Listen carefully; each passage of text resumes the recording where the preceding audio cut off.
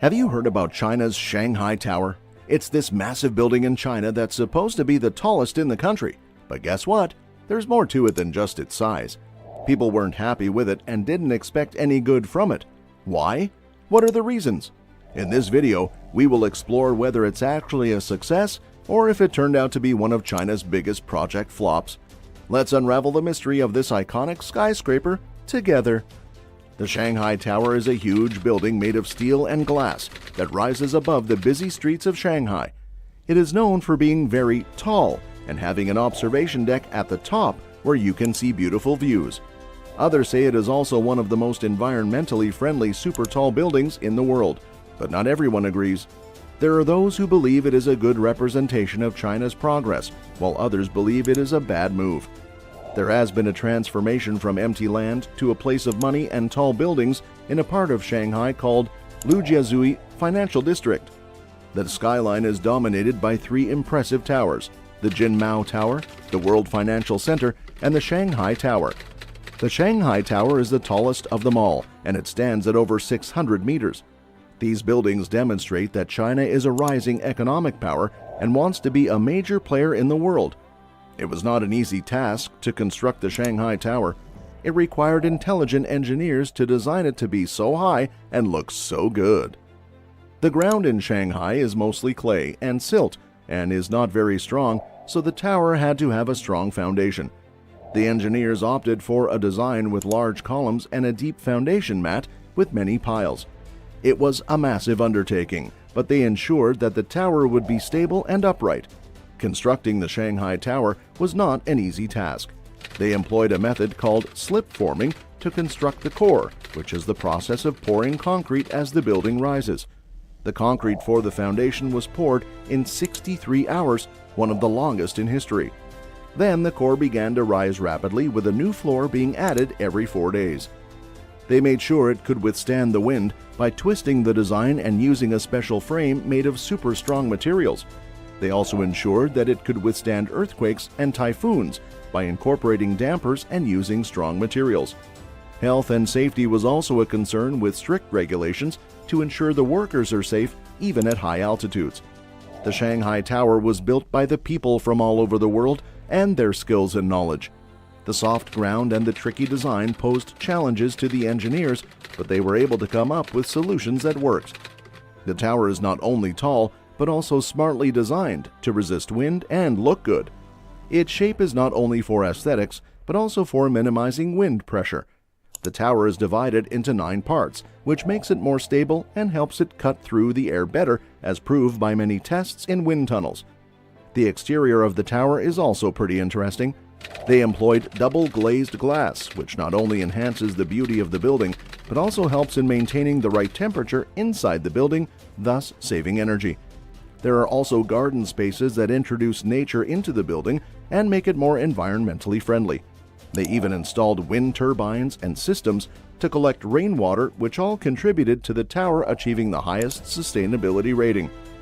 Shanghai Tower is a vertical city where everything is arranged in different floors for offices, shops, and leisure. Every section has its own special lobby high above the clouds. There are gardens inside too, not only for decoration, but also for the health of the people and for the environment of the building. They chose hard materials for everything: glass for the exterior and durable materials for the interior. The Shanghai Tower is a skyscraper in Shanghai that is a bold statement in architecture.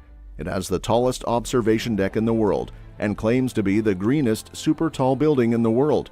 But there are those who claim that it is a success for the city, while others say it is a failure. Lujiazui Financial District in Shanghai has seen a transformation from flat land to a place of big money.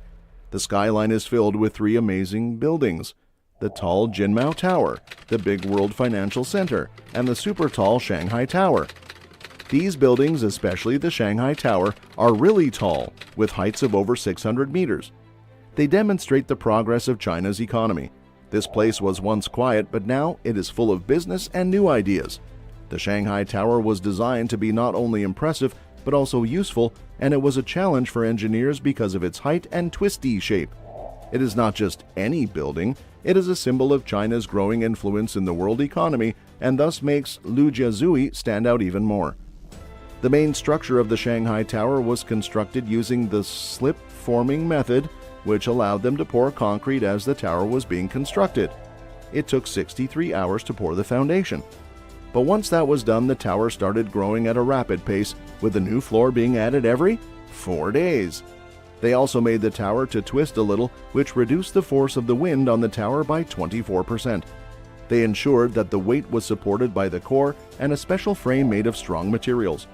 To make it resistant to earthquakes and typhoons, they used smart damper systems and strong materials. Safety was also a concern, with the workers being required to follow certain rules even at the top of the building. They achieved some major milestones, such as completing the core and erecting the glass walls while maintaining safety. The Shanghai Tower was constructed with the assistance of experts from all over the world, who contributed their skills in various fields. Despite the fact that there were some issues with soft ground and designing a tall, twisting building, the engineers managed to find effective solutions. The tower is a good example of modern skyscraper engineering by Gensler. Its spiral shape is not only for aesthetic purposes, but also helps the building to withstand strong winds. Breaking the tower into 9 sections also helps it stay stable and move better in the wind, which was tested a lot in wind tunnels. The outside of the tower is special too. It has 2 layers of glass that make it look nice and help keep the inside temperature steady, so less energy is needed for heating and cooling. There are also gardens inside the building that everyone can enjoy, and they help make the building more eco-friendly. The tower even has wind turbines and collects rainwater to save energy and water. Thanks to all these features, the Shanghai Tower got a special certification. The tower has different sections for offices, shops, and fun places, each with its own high-up lobby. It has gardens up high to look nice and help the environment. Strong materials were used to build it, and it has modern systems for things like cleaning water and controlling temperature. The observation deck is really cool, and lots of people want to visit it. Plus, it's connected to Shanghai's transportation system. Despite its impressive features, the Shanghai Tower has faced several challenges. By 2018, only half of the tower was occupied, mostly by local companies, with just 30% occupied by international firms. Delays in obtaining full fire certification have made leasing difficult, leading to over $1.5 billion in operational losses. The unique twisting facade, meant to reduce wind pressure, has caused problems, with nearly half of the interior space not efficiently used, making it less appealing to potential tenants. This struggle for occupancy was worsened by an economic downturn, which led to fewer businesses seeking office space in Shanghai, opting for cheaper alternatives. That's it for today.